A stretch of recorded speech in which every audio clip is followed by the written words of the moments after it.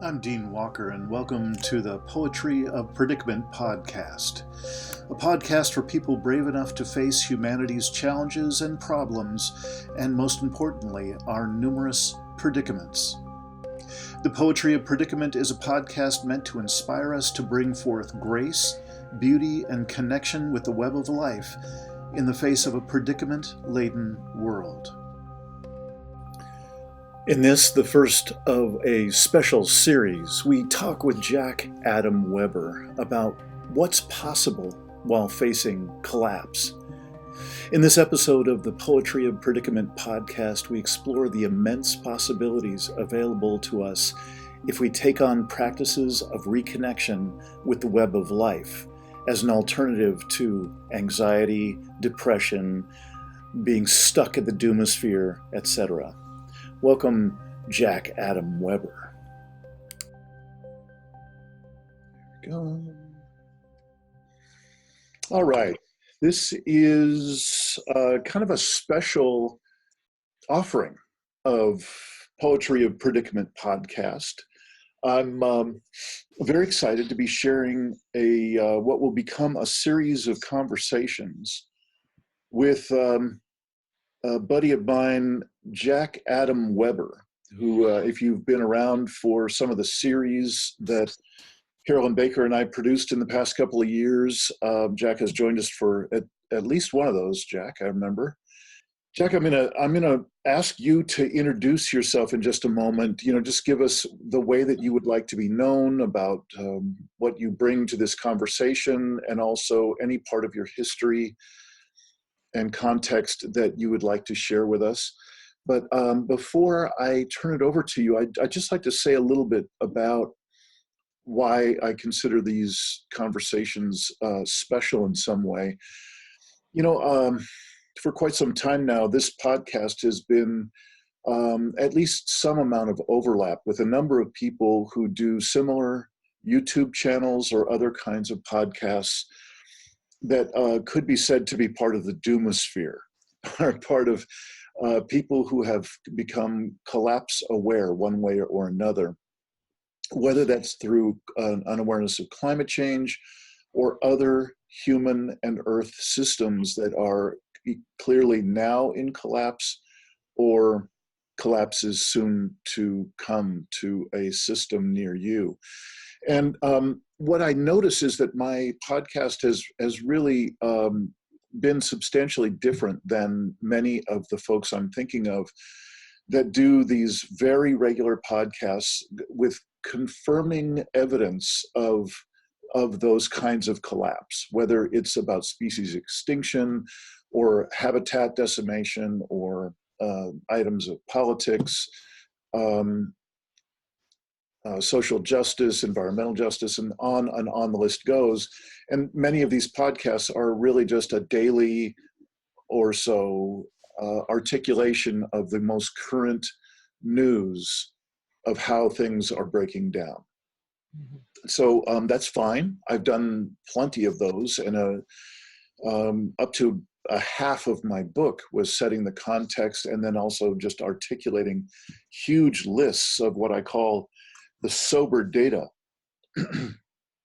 And this is not that. What I've really enjoyed about my time talking with Jack in the past, and that's why we're doing these special conversations, is that we've both found our earlier conversations mutually inspiring. Yeah, there's the face right there. That's what I'm talking about. So, that's really what I want these conversations to be about. And I'm hoping that there will be some amount of audience for this. Because personally, I feel like I'm gagging on sober data. I've had enough. It promises to just get worse on a nearly daily basis. It certainly has recently. So there's no shortage of evidence of how screwed we are, how much collapse is happening, how much more will be coming soon in one part of the world or another.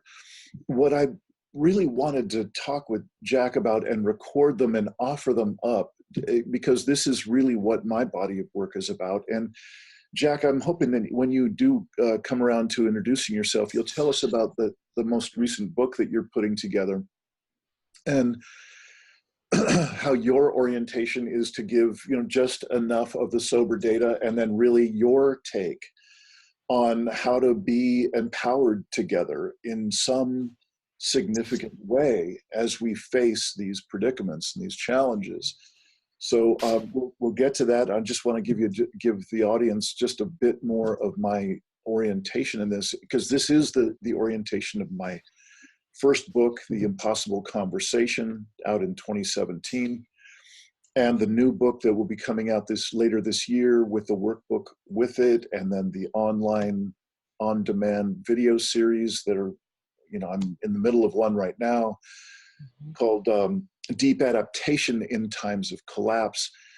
And really this, as I think the stand that both of us appear to be taking, we might say it differently, but it appears that we really are committed to having our bodies of work be an expression of being for something, stepping into life as an expression of life energy being for more life energy.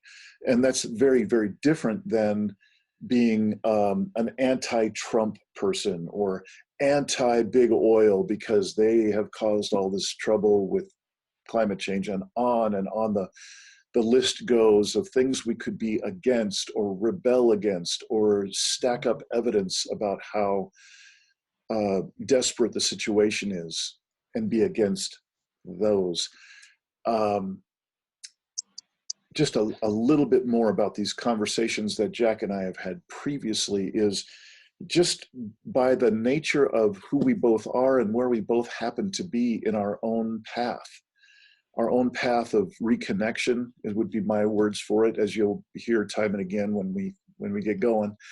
And Jack will have his own way of speaking about it. But, basically the personal and inner work that we've done, both considerable amounts of inner work, there is actually a payoff. And I'm kind of reluctant to couch these conversations and you listening to them in terms of, well, if you listen long enough, you'll get the payoff like we did. It's not really like that. It's not about life hacks.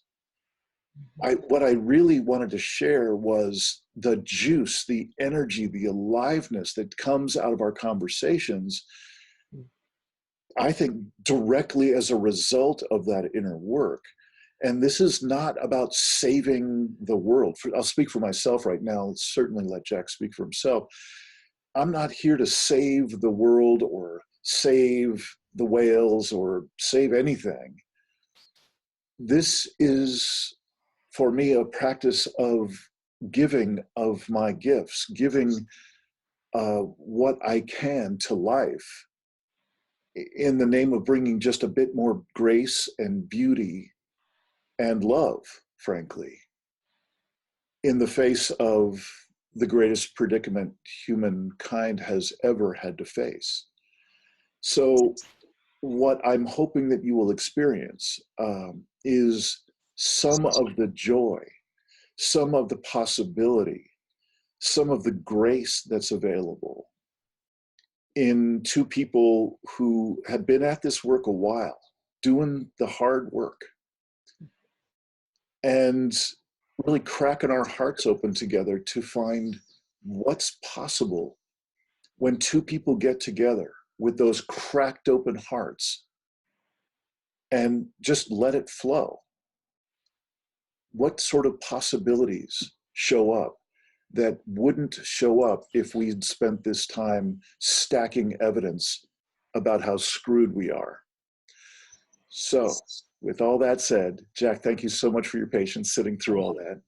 Would you introduce yourself a little bit and say whatever you'd like to say about why we're doing this? Sure. Just a sound test. Can you hear me okay? Yes. Okay. Well, you've left me a bit mesmerized, so I feel like tasered.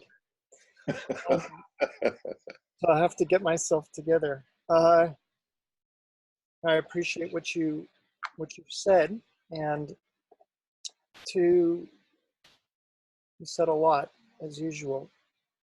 So to introduce myself, I'll just start with the book I've just written. The title's unclear so far, but it's essentially a book about how to cope with our predicament. And it discusses, in the context of coping, it discusses the internal dynamics for what I've surmised and researched for how and why we've gotten to where we are. And it also describes via the same inner sort of psycho-spiritual dynamics how to become what I call medicine for our times, to become part of a solution. And the solution is many things. And I don't know exactly where you stand on this, Dean, but I do still have a bit of hope for our predicament. And I don't define predicament as an unsolvable situation. I just define it as the dictionary does. And so I think this brings up a really important point that's sort of really been on my radar lately, which is the notion of binary thinking and extreme thinking and black and white thinking. And I think we discussed some of this in the last time we spoke. And I think it's really important to watch out for binary black or white thinking. So with that said, there's a section in my book which as I'm speaking, I'm remembering all these instances from our last conversation that came up, a little part of the book that I posted online on my website, which has been really helpful for people, including myself, which discusses the two polarities of doomerism versus denialism. And what I discuss in that section and conclude with is that we have I think, a very small window for a rather miraculous turnaround. And it's not a terribly hopeful position, but there is realistically, in my estimation, some hope for where we are and where we're going. And it's just going to require a whole lot. So I think that narrative has been in the media quite a bit. And so that's where I stand. I stand in that maybe we have, anyway, it gets complicated, so I won't get into it because it's a bunch of shades of gray. So personally, I've been through a lot of inner work. I've sort of dedicated my life to it. It seems to be how I'm built. In my 20s, I spent many years in depth psychotherapy from a somatic body-centered orientation, and ended up, surprisingly, and to my own surprise, going through a lot of grief work for many years. And I cried more during those years from the pain that I had collected in my heart and my body since birth. And that was a major turnaround point in my life. And I think my life has just built upon itself in what I feel to be beautiful ways since then, in a much more joyous way than I had experienced prior to that long stint in grief work. And more recently, Dean and we've shared about this. I went through a major depression and a major clinical anxiety episode from OCD, which runs in my family, which I didn't even realize at the time that that's what it was. So that's why I got pretty bad. Anyway, I got treatment and learned a whole lot about depression and anxiety. And thank God I've come out of it. I really didn't think I was going to make it. And so oddly enough, that, and then losing my farm and house and clinic in Hawaii to the lava flow last year was another rite of passage. So I feel like I've had three sort of major rites of passage in my life into what I call mature adulthood, and gaining the sacred permission to be active in the world and to influence the world. So one was in my 20s through therapy and grief work. Another was through the mental illness episode, and then most recently, losing everything in the lava. And I think that's about what I have to say. I'm also a poet, a pretty avid poet, and I've written my whole life, and I practice Chinese medicine. So a lot of what I discuss in the book and in my articles and just in my own worldview is the sort of overarching metaphors of holistic medicine, which are all nature-based, which really, and the dynamics of yin and yang that help frame what we're going through. And I find it really, really helpful to speak in those terms.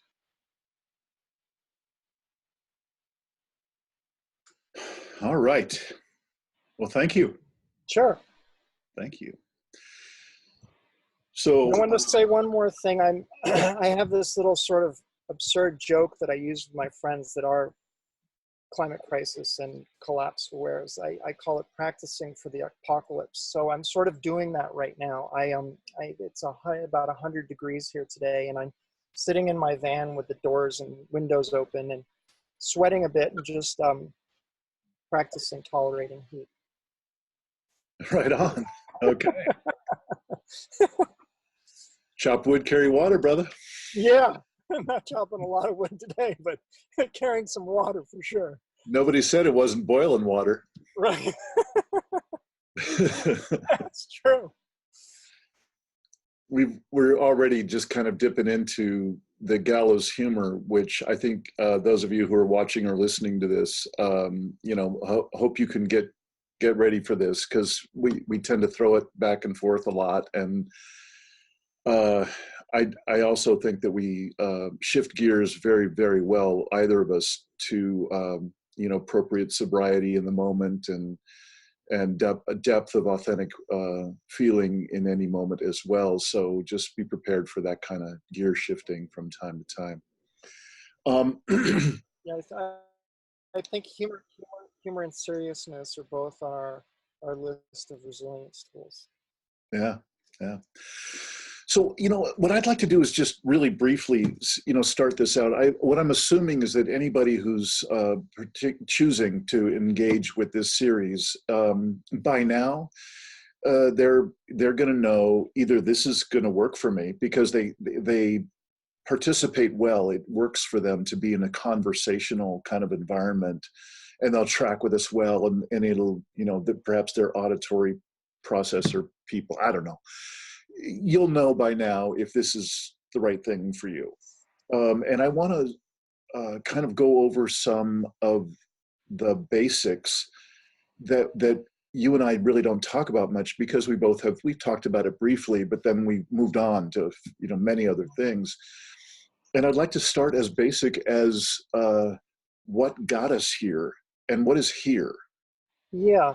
Dean, if Yeah. you don't mind, just on this, there's one thing that came to mind, and I just want to reiterate this thing that, when I'm talking, feel free to interrupt me, and if there's something, that really pops into me when you're talking. And I actually have my pen and paper today for the first time, so I remembered on my very own today. Okay. I just wanted to share with everybody that primarily where I come from, and Dean, you touched upon this when you were giving your introductory little piece there, is that I'm really coming from a place of the hidden drivers of climate crisis, right? So the internal dynamics in our own makeup as human beings that have caused us to arrive at where we are, and how we can continue to march relatively nonchalantly into our own collective demise.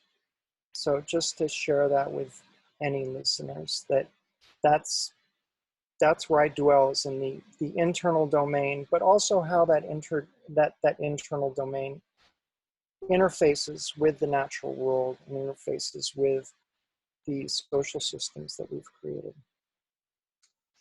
Okay. Thank you. Yeah. Thank you.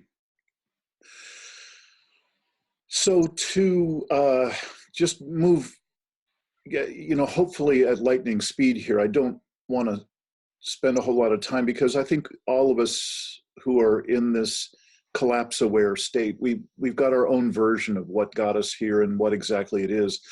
I'd like to just say a little bit about my orientation, a little bit of context that I put together about how we got here and so on. Jack, you're certainly welcome to chime in with whatever you'd like to say and so on. Basically, I'm asserting that we're in a business as usual human operating system that stands on the shoulders of centuries, if not longer, of colonial, of colonizing different peoples around the world. So there's the in-group, the group in power, and those that they subjugate as they colonize a given area.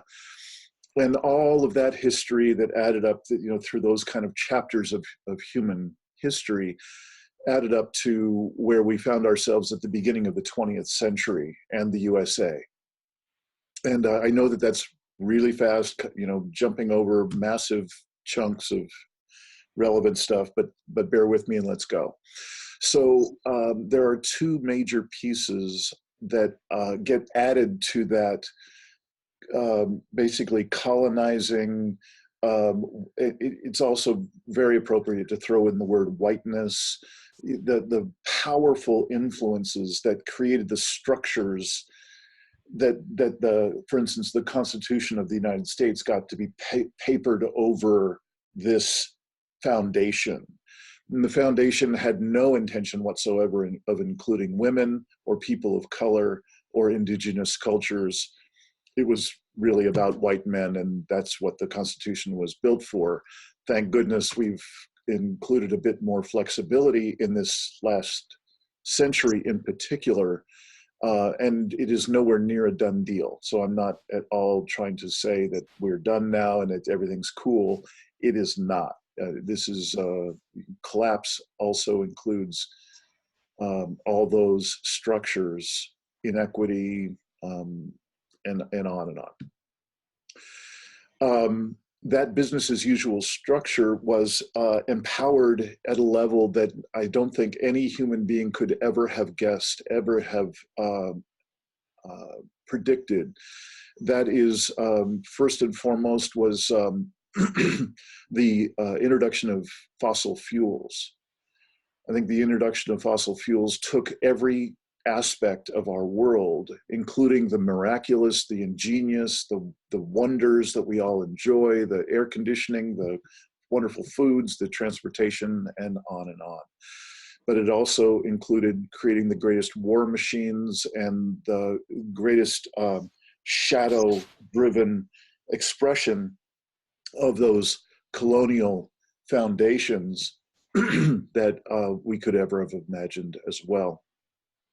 There's one other element that was added, like a superpower that was added in addition to the fossil fuels, and that I would say is the ability to manipulate human consciousness volitionally.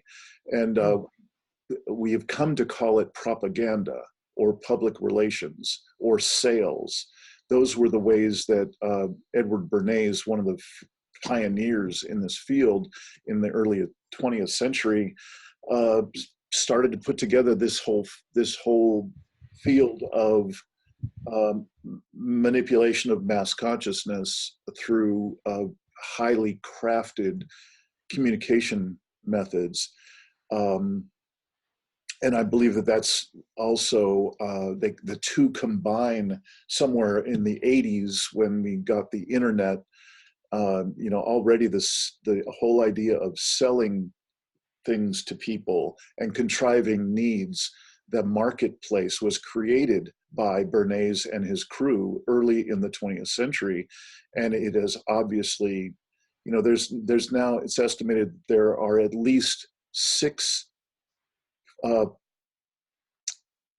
public relations professionals or propaganda professionals in the private sector to every one journalist. So it gives you a sense of what we're swimming in. What I'm suggesting is this whole business as usual human operating system that's causing the predicament that has literally bringing life on Earth to the brink, has been fueled by, again, fossil fuels and this whole propaganda methodology. Why I want to bring that is that we are at a remarkable overlap time. Like I can literally watch the news today, and I could fill pages with notes about the very things that we're talking about today that are causing the collapse of Earth and human systems. And so how that shows up in you and me and all of us at the people on the street level is that there was a particular buy-in. The buy-in, in order to participate in this business as usual human operating system, we had to either consciously and verbally give up our connection with the primary sources of meaning in human life, or I think for the most part, people have become familiar with doing that unconsciously. It's the unconscious agreement that in order to be successful, in order to reap the benefits of the business as usual paradigm, I have to disengage myself. I have to override those powerful natural messages that come with this body and with this experience. I'm born with it. I have to disconnect from those natural messages, warning signals that I am varying from the web of life, that I'm varying from right relationship. So a quick example to make sense of this: if I'm an aspiring executive and I want to do well in my business, and I get this upwelling of, I'm in a food business, and part of what we use in our food business is palm oil. And I come across the fact that our palm oil supplier is supposedly certified, and I find out that being certified means nothing, and that they're doing all the devastation of habitat that palm oil is now famous for, and they're supposedly certified. So I bring that up and I say, we really need to do something about this. And there are a number of other aspiring executives around the table as well, and they're just fine not mentioning it at all. Because if, stay with me in this example, in this scenario, if I'm bringing it up about this, we have to change suppliers, we have to bring it into integrity. I mean, they're actually not certified. That's going to cost us money. Somebody's going to have to spend a lot of money to find a new supplier, or we'll have to go buy palm plantations and do it right ourselves. And you can imagine the cost of that. Just one example of one aspiring executive making one choice from his inner self, from my inner self, from my sense of right relationship with the planet and with myself. Well, Dean, yeah. It's uncanny that you bring up this example. I've been doing a little bit of consulting lately, and I've consulted with some restaurants, and examples like this have come up. So it's uncanny that you bring it up. So yeah. It's actually happening in my life. So. Great. Well, I'm glad that it's relevant, and I promise to wrap it up soon. Yeah, it's fine. I'm just listening. It's great. What I'm really wanting to get to is that we have collectively, as a business as usual human operating system, collectively, we have made this agreement to disconnect from these primary sources of meaning in human life: deeper self, each other, earth, and soul. So there's the kind of shorthand for the punchline of all of my work. It Right. all fits in that couple of sentences. We've disconnected. That's what got us here. We disconnected from all the sources of meaning in a human life, deeper self, each other, earth, and soul. And there are immense costs to those disconnections, immense blind spots that keep us far from present, and that we are, all of us, immersed in this business as usual human operating system. Even those of us who want the best and, you know, really are knowledgeable about what's going on in the world and all that, there's an immense amount of that saturation. And that what I hope we're going to get to be talking about in these sessions is, how does a person come anywhere near getting some of that saturation out of our system? That's when I'm saying Jack Adam Weber and Dean Walker have done some work about stuff, some inner work. This is the inner work.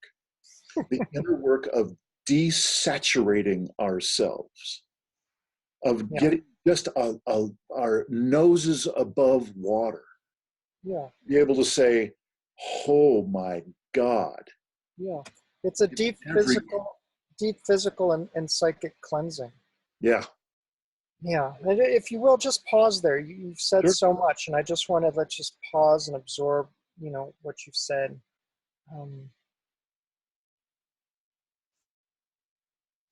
I want to say that I've I've thought, as you know, I've thought a lot about the dynamics of which you speak, and I hear what you say about colonialism and white supremacy and white privilege and male privilege, and I agree with it all. And I think it gets very nuanced and complicated. And so whatever I say is not whole unto itself. It's a slice of the pie for for that whole constellation of dynamics that you described. But so when we attribute collapse and the corruption of the world a lot these days to greed.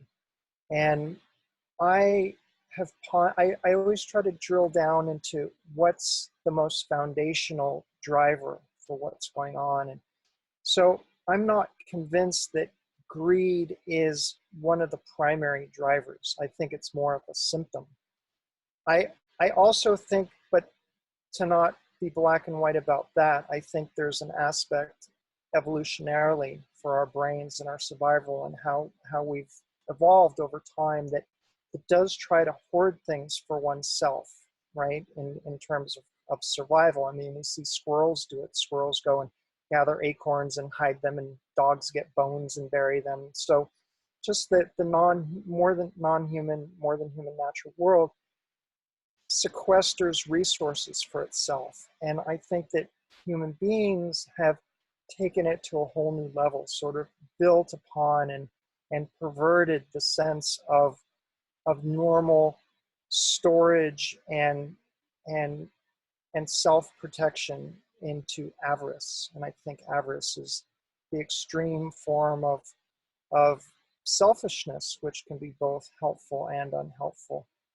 So I wanted to share in with that. And I think it was just recently, and this came up in our last conversation, that you and I have unwittingly come up with some of the, so that the paradigm that you gave, relationship with self, relationship with the natural world, relationship with one another, and relationship with soul, are the same foundational pillars or facets. I call them in my book, I call them our facets in our triangle of resiliency, right? And to make a triangle, and I have three of them, you have four, so I have three, and I would put relationship with soul right in with relationship with self. So through the inner work, through grief work, through the clearing and cleansing we've talked about, to me, that's how soul is consecrated and polished. And so so the triangle of resiliency is a cool image. I actually came up with it while I was writing my proposal. It wasn't even in the book, and I was just putting the proposal together, and I wanted to systematize what I was saying, and I came up with this idea. I thought it was really cool. And so the strength of the triangle. So I think that you and I are both on the same page in terms of the strength of the triangle and the pillars or the primary facets of relationships that we need both, and I'll speak for myself, to not only cope with our situation, but to become what I called earlier medicine for our times, or to become as much of a healing tonic for the world as we can. And that healing tonic is not only to benefit and grace the world in a physical way, do good things in the world, which I believe and feel is still important for people that are connected to their hearts and a sense of morality and a sense of compassion. But also that tonic is to be a tonic for one another. And for that, we need community. And you and I have talked about the serious importance of building communities and creating little tribes all over the place to bolster one another and to become more resilient and empowered and connected and just stronger people, recovering our sense of sovereignty that you just mentioned that we've lost through the centuries. And I think this has been a generational process of losing sovereignty, losing our sense of meaning in the world via these primary relationships that have atrophied. Dean, I've lost your voice. Thank you. Sorry, I just turned it off. Okay. You mentioned a couple of words there that I'd like to visit a little bit. One is just the temptation that we have in this culture to make things binary, just for certainty and, right, and that was at the beginning. Ease of decision making and so on. And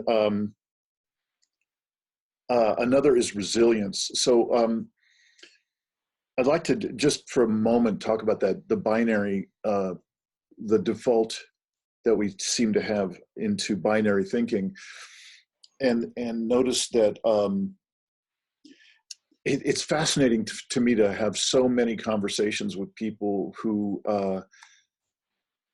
keep themselves in kind of a middle zone. They aren't full-blown deniers, but they really minimize their contact with any kind of conversation about the stuff of collapse of Earth and human systems, any aspect of it, climate change, you name it. They find a way to minimize their exposure to it. And so that they're able to maintain an atmosphere of everything's just fine, everything's just great, so there's nothing really to talk about. Quick interjection for what if you want to discuss at any point. I was just having this discussion today, and I wrote down on this very notepad the three very selfish reasons we have for denying that climate crisis exists. Anyway, it's a really cool discussion, but I just wanted to throw that out. Okay. Okay. So on the other side of that binary, the other side of the willfully ignorant, crafted conversation to only barely touch any of these topics, the other side of that tends to be flipping immediately into, it's helpless. I'm helpless. It's hopeless. I have no hope. Right. There's nothing we can do. It's doom and gloom. It's all over, and so on. So I just want to name that binary as sort of a default in the mass of the greatest mass of the privileged culture's population. Yeah. Keeps themselves somewhere in that zone. Yeah, and Dean, I think as you were speaking, you sort of pinpointed it. I think, I think it's fear. One of the drivers for that is fear, right? So when brains experience fear, it goes into an extreme reaction, right? Yeah. Anxiety. And climate crisis is the queen trauma, right? I mean, it's the trauma of all traumas. And, and I mean, that flips people out. And so what do we do? And so this comes back to regulation, right? So we're talking about self-regulation Right. before, and noticing when we're in fear, identifying when I'm in a knee-jerk fear reaction, when I'm in a knee-jerk anxiety reaction, and then using our critical thinking mind, right, our awareness part of our brain, our neocortex, to try to mediate and regulate the situation as best we can. Yep. Yeah. And all of that occurs on a particular plane. Plane of engagement is the one that we're used to. This is what we call normal. What we call normal is this plane of engagement. We get to talk a particular way. We send signals to each other in a particular way. It all happens here. And so I wanted to just bring it up and just kind of name some of the structures that we're all in all the time. And as we, I want to keep bringing it up. I hope not too annoyingly. The costs of disconnection, the costs of us having chosen to disconnect from deeper self, from others, from Earth. Mm-hmm. And I too can easily put soul in with deeper self. Not a problem. So it's difficult to convey the scale of the cost, what it has cost us to make that choice collectively and individually. One of the deepest parts of my coaching with people and so on is just really lassoing people's attention for long enough, engaging their attention long enough, and then opening up their system, them opening up their own system to being able to experience it on a deeper and deeper level of what's actually occurring, which doesn't happen in the usual state of disconnection. We think we know what's going on. We have great certainty about ourselves and about the world around us. We know how much stuff costs at Costco when we go there. We got all the stuff of the world all racked up, and we're clear about it. What we have no clue about is these giant blind spots that are created in our experience of deeper self, of other people, and of Earth because of our disconnection. Yeah. Can I chime in real quick on something on that? Is that Yeah. okay? It occurred to me as you were speaking. I just wrote it down. So you're talking about the cost of disconnection, and I just got really sad. Like I closed my eyes and I felt this welling up, and I realized what the sadness was about. It's that now with climate crisis, to be able to face climate crisis requires resources that we don't have. It's what we talked about, I think, when we spoke last time, and I mentioned that uneducated thing, right? The uneducated aspect of modern human beings is super sad. It's like we don't have these inner resources to cope. And now it's even harder to come back in touch with making contact with our bodies and our body wisdom and our intuition and our sensitivity, because things are so damn harsh right now, right? I mean, not only the machines that we use and noise pollution and the chemical pollution and opening up to that and becoming sensitive to that and not disconnecting, that's part of our world. And as we disconnect from the things that are toxic in our world, we do it unconsciously. We disconnect from nature. We disconnect from almost everything outside of ourselves. I was just noticing this connection of how difficult it is. And I think it's why I this time requires such tremendous courage. It's like courage is so important because it's harder than ever now to pay attention. Yeah. And it's what we absolutely need right now is to pay attention.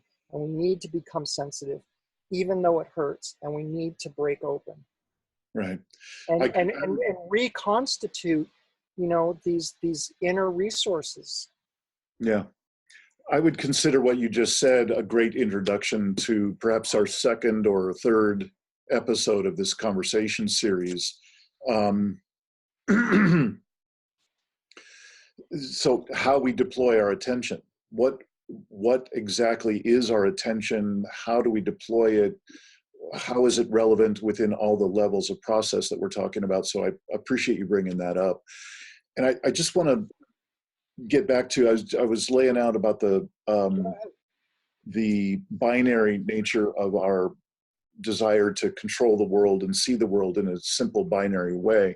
Yeah. I also wanted to mention, just elaborate a little bit on what you said about resilience and talk about what that is. And how I'd like to introduce that is, we'll talk at length in one or more of these sessions about resilience and how it's just coupled right up against self-regulation, both individual self-regulation and group self-regulation. And what that means, for many people just don't have any idea what I'm talking about already. Many of you do, and that's great. And I hope that our conversation will deepen what you know.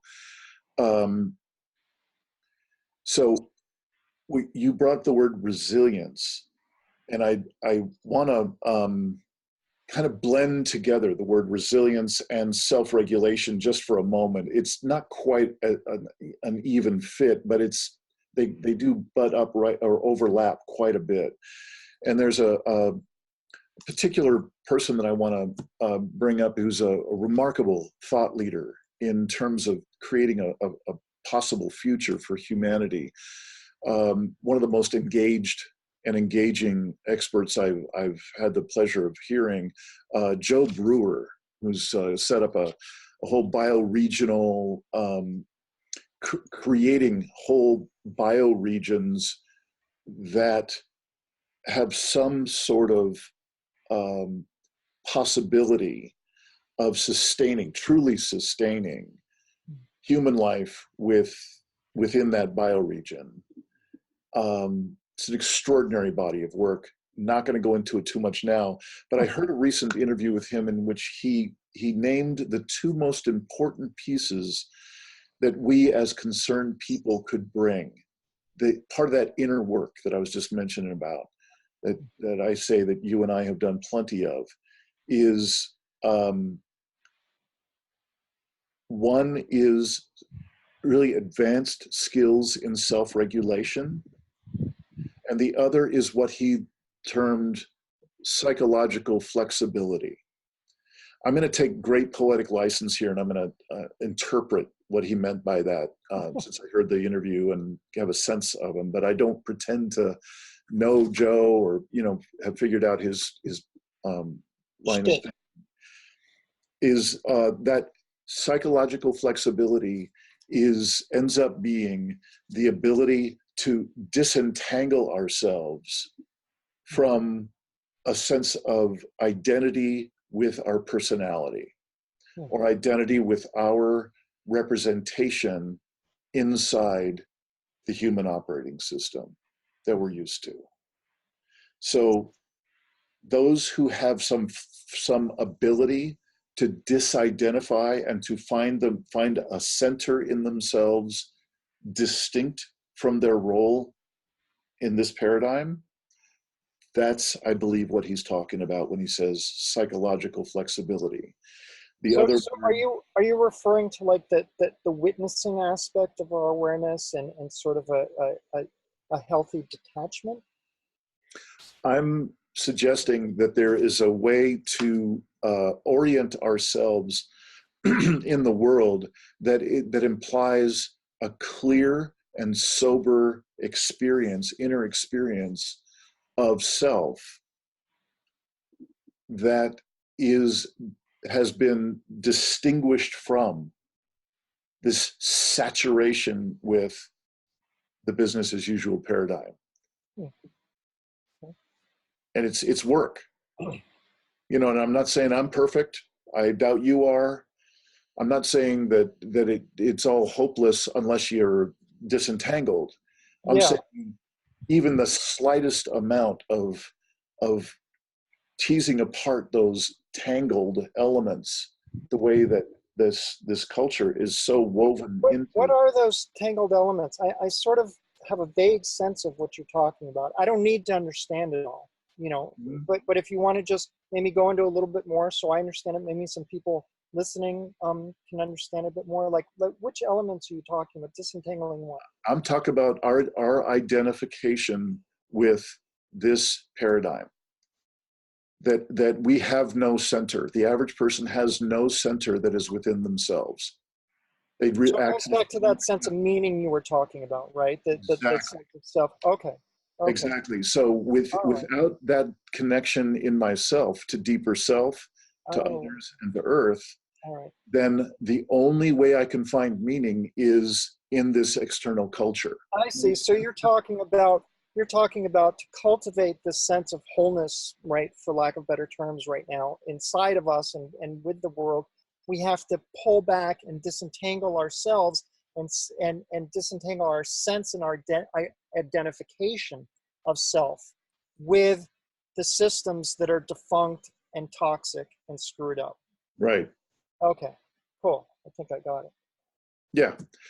So to make it a little simpler, I think it's a little simpler on the other side of that his particular point is, he talks about self-regulation and really having excellent skills at that. And this is also one that's kind of difficult in my work to convey, because in our privileged countries in the USA, it's still not bad enough. Things are challenging enough.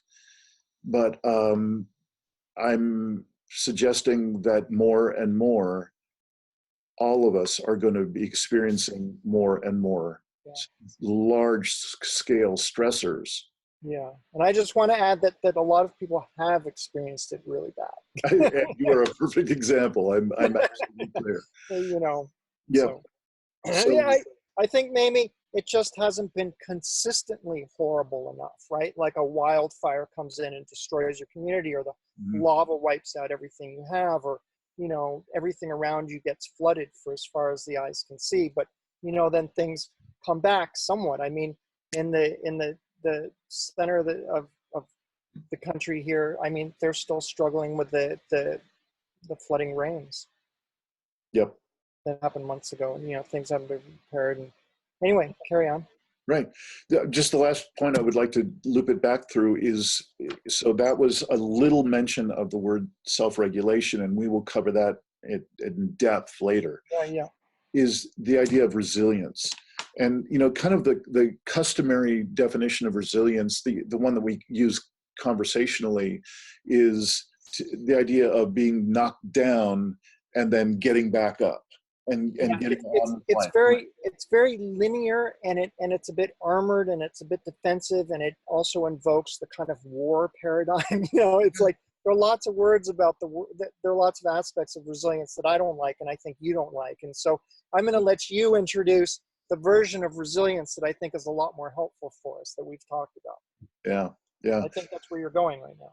Yeah. So for most people, that's as close to a definition of and an experience of resilience as they get, is how quickly can I get back up into the role that I'm used to, back to my job, back to my family, back to the routine. That's back to normal. That's really the functioning definition of resilience at large. Right.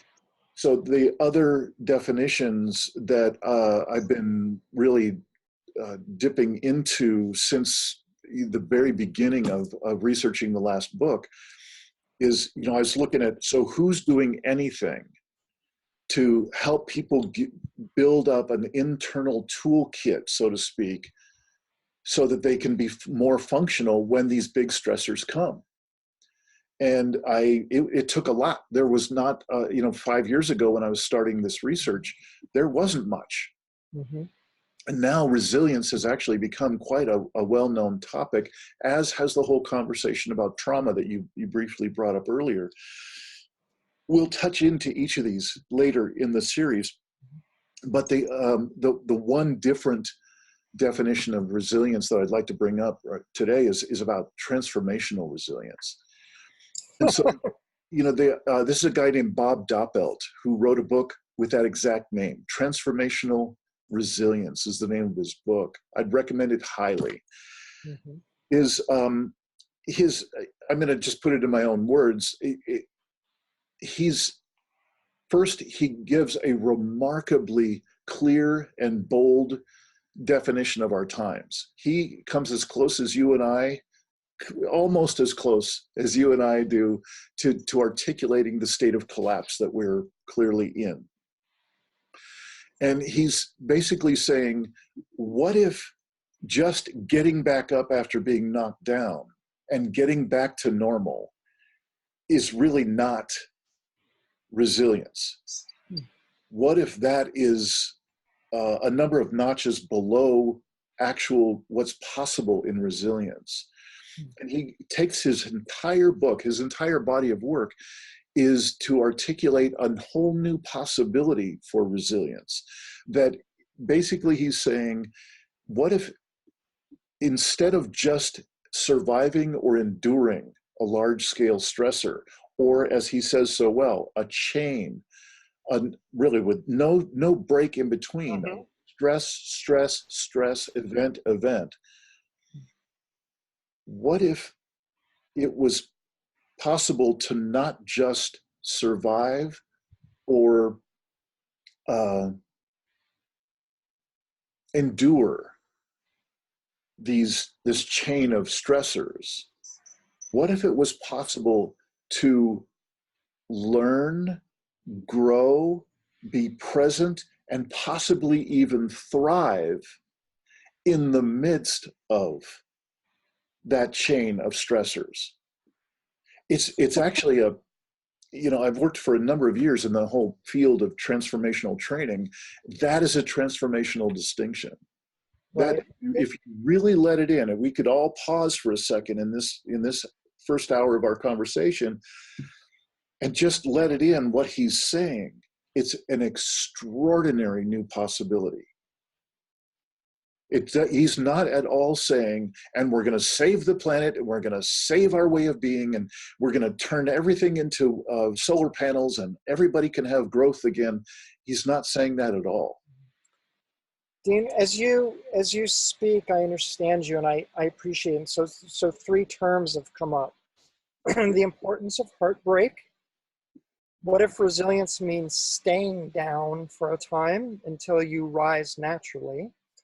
And what if it also means inhabiting the cauldron? Right? So I think what you're talking about. Would you say the last one again, inhabiting? The cauldron. The cauldron of transformation, right? The crucible of transformation. Got it.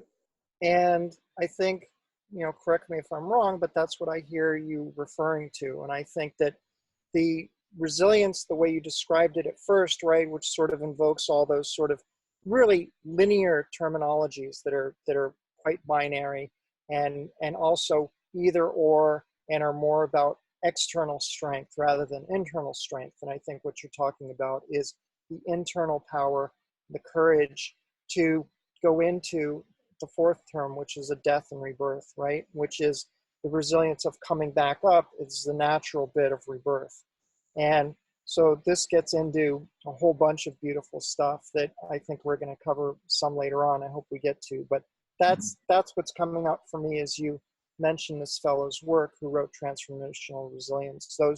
Those four dynamics, right? And those four terms that speak to very particular aspects of being knocked down and then accepting the blow and accepting the difficulty and accepting the death, and the decline that comes with that. And why I mentioned Chinese medicine earlier before, and that's what I call entering the yin phase. That's entering the dark phase. That's the black paisley of the yin yang.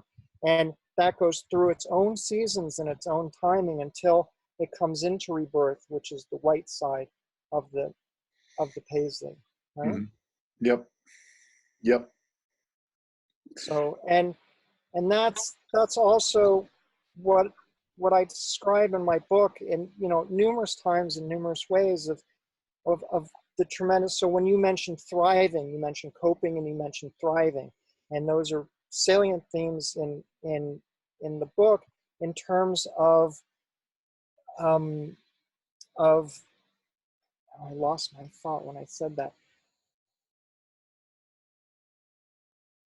Right, of accepting being worked upon and being accepting of being changed beyond our own will. And so that's what climate crisis presents us. It presents us our own darkness from the outside, that the yin side of that circle coming to us now in a way that we can't deny because we've repressed it for so long, that darkness is now coming to us, as Jung alluded to, right? That when we deny what's inside us, it comes back to us as fate.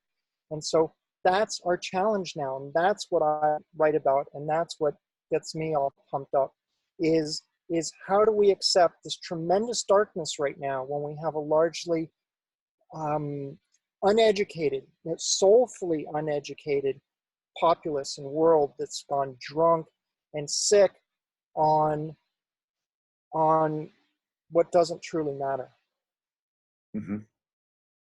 Yeah. So anyway. All right.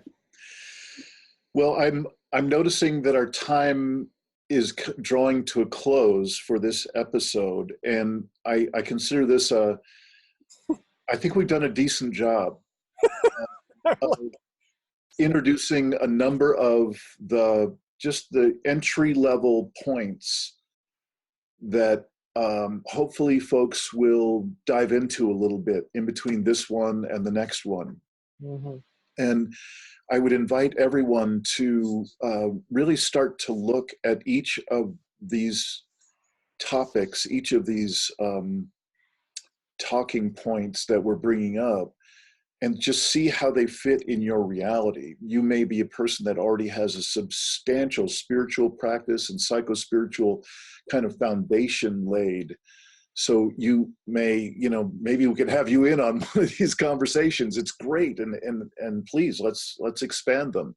Mm-hmm. But if you're newer to this topic, or if, as I discovered about 5 years ago, that the substantial amount of personal growth work and expansion that I have done in my life, there were gaping holes given my new experience and understanding of the scale of what we're actually facing. I have new levels of work to do, is what I'm trying to say. And I would invite you to look the same way. I find it to be, sorry? Talking to me and to everybody right now? To everyone, mostly the folks who might be watching this, yeah. And I think that Jack and I both are tending to do our journaling by writing books at this point, but having a journaling practice is extraordinarily useful for many people in this. Having a mindfulness practice is pretty much essential. There's a Marion Woodman quote that it goes something along the lines of not having practices, psychospiritual practices, in the face of these times that we're living in is as foolish as running into a forest fire wearing nothing but a paper tutu. So, know that while we can joke around and we talk an awful lot about some of these various points, what we're talking about is actually quite essential to stay present and to have any hope whatsoever of expanding our ability to be present in the face of what promises to be ever larger waves of stressors in our near future. I look forward to these next few episodes. I think we're going to end up doing roughly a half dozen if we stay with what we were originally talking about. If we're lucky, we'll stay below at 6. Okay. I mean, you're talking about what we've gotten through today, and I went like this. It's just like scratching the surface. So I'm Yeah. practicing just regulating myself today and not getting carried away into topics. Like sort of reorienting myself and Yeah. okay, milking my excitement that I have when we talk about these things and trying Yeah. to just breathe through it. Yeah. Well, I sure do appreciate it, Jack, and I think we're going to get another one before I get to go halfway around the world in about 10 days. But we'll knock out another one of these, and so we'll Yeah, get it. let's talk soon and pick it up and go a little deeper. All right. All So, right. anything that you'd like to say to just close the envelope? Yeah, I think just the phrase that came up when you were just having the closing statement there is just this image of thriving the best we can, and I think we can thrive quite a bit in this version of hospice right now. Mhm. And that's not saying that we're definitely going to perish and go extinct as a species, but there's a pretty good chance of it. And so having these tools and taking on the challenge to me is one of the healthiest and most invigorating responses that we can have. And that requires a lot of courage, and it births a lot of love and a lot of care and a lot of beauty and a lot of fierceness. And that's where I'm dwelling. All right. Full on, taking it on, All right. living in it. Well, this is a pleasure to be officially getting this series rolling. I know we were both looking forward to it, and Yeah. so I look forward to our next conversation. Jack, hold on. I'm going to be shutting it down here, and then I'd like to just spend a couple minutes with you. So, Okay. everybody else, we'll see you in a few days. We'll get another one posted, and look forward to any comments that you have in the comments section, and keep the faith. Yep.